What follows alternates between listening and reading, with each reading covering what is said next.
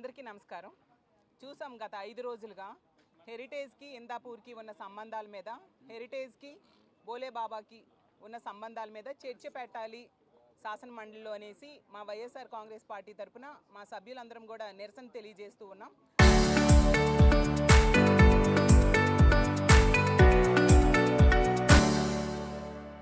అందులో భాగంగా మొన్న ఒక రోజు ఆ స్వామివారి ఫోటోలు స్వామిని వీళ్ళకి మంచి బుద్ధి ప్రసాదించాలని కోరుతూ కూడా నిరసన తెలియజేయడం జరిగింది. కానీ ఆ జరిగినప్పుడు పోడియం దగ్గరికి స్వామివారి ఫోటో పట్టుకుని ఎవరు కూడా చెప్పులు వేసుకోకుండా వెళ్ళడం జరిగింది. సో కానీ ఈరోజు తీసుకుంటే ఆ తర్వాత రోజు నుంచి కూడా ఈ కూటమి ప్రభుత్వంలో పెద్దలు మార్ఫింగ్ వీడియోలు బయటికి తీసుకొచ్చి మేమేదో చెప్పులతో వెళ్ళినట్టుగా క్రియేట్ చేసి ప్రజలను తప్పుదోవ పట్టించడానికి ప్రయత్నిస్తూ ఉండే పరిస్థితి చూస్తూ ఉన్నాం. శాసన మండలి సభ్యులుగా మాకు కొన్ని హక్కులు ఉంటాయి. ఆ హక్కుల్ని పరిరక్షించాల్సిన బాధ్యత చైర్మన్ గారి మీద, ప్రభుత్వం మీద ఉంది. ఎందుకంటే పోడియం దగ్గరికి వెళ్ళి ఏ సభ్యులు కూడా చెప్పులతో అక్కడ తెలియజేయలేదు.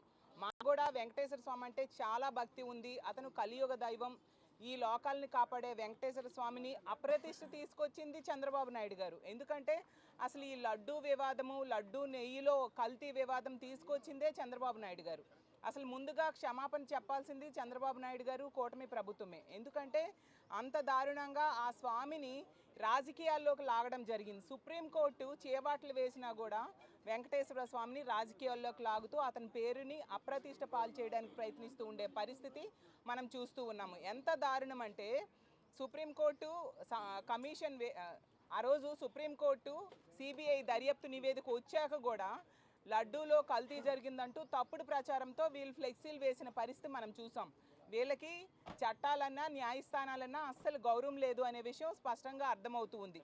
ఇప్పటికి కూడా పోడియం దగ్గర నిరసన తెలియజేసిన వీడియోలు బయటికి రిలీజ్ చేయాలి. అప్పుడే నిజాలు ఈ రాష్ట్ర ప్రజలకు తెలుస్తాయి అనే విషయాన్ని మేము పదే పదే అడుగుతున్నా కూడా దగ్గర ఏం జరిగింది అనేది వీళ్ళు రిలీజ్ చేయకుండా అవసరం లేనివి వీళ్ళు రిలీజ్ చేస్తూ మార్ఫింగ్ వీడియోలు రిలీజ్ చేస్తూ ఉండే పరిస్థితి మనం చూస్తూ ఉన్నాము.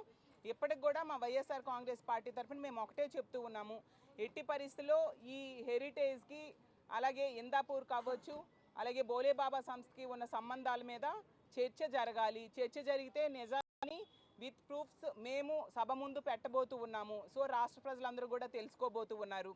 అలాగే వీళ్ళు ఏకసభ్య కమిషన్ కూడా వేయడం జరిగింది. ఆ ఏకసభ్య కమిషన్ ద్వారా మేము ప్రభుత్వాన్ని ఒకటే సవాల్ చేస్తున్నాం. ఆ ఏకసభ్య కమిషన్లో ఇప్పుడు హెరిటేజ్కి ఇందాపూర్కి ఉన్న సంబంధాల మీద, అలాగే హెరిటేజ్కి బోలే బాబా డైరీకి ఉన్న సంబంధాల మీద కూడా ఆ కమిషన్ ద్వారా విచారణ చేయించాలి.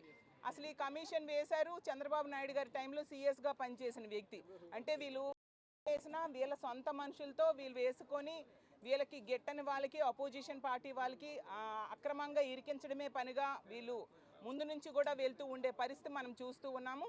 కాబట్టి ఎప్పటికైనా ప్రభుత్వం ఆ రోజు ఏం జరిగింది పెట్టాలి. అసలు నిజం చెప్పాలంటే చంద్రబాబు నాయుడు గారు ఎన్నో సందర్భాల్లో పూజలు చేసినప్పుడు అవ్వచ్చు, లేదా ఈ ఎంతో గౌరవమైన ఈ అసెంబ్లీ శంకుస్థాపన జరిగిన పూజలో కూడా అతను బూట్లు వేసుకొని పూజలు చేసిన పరిస్థితి మనందరము చూసాము. అదే మా జగన్మోహన్ రెడ్డి గారు అయితే ఒక ప్రసాదం తీసుకున్నా, లేదా ఒక దేవుడి ఫోటో తీసుకున్నా, ఏదైనా కూడా చెప్పులు విడిచి దేవుడి మీద ఎంతో భక్తితో అతను తీసుకున్న పరిస్థితి మనం ప్రతి సందర్భంలో కూడా చూస్తూ ఉన్నాము.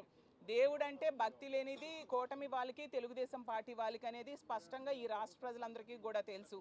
ఎప్పటికైనా ఇలాంటి డైవర్షన్ పాలిటిక్స్ మానేసి ప్రజలకి ఉపయోగపడే ప్రజాపాలన మీద దృష్టి పెట్టాలి. ఎందుకంటే ఈరోజు తీసుకుంటే ఇచ్చిన హామీలు ఏ ఒక్కటి అమలు చేయలేదు సరికదా.